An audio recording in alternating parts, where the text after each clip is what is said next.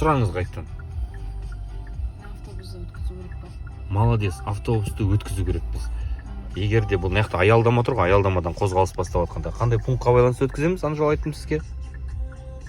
Та битик басынан. Мынаны да өткізе керекпіз. 18-де 3 деп айтасыз қашан. Мынаны да өткізу керекпіз. Аялдамадан қозғалыс бастағанда қай пунктқа байланысты?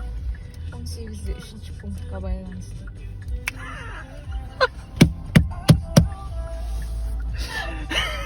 Деген күшті уверенный түрмен айттыңыз, ол риза болғансың ғой.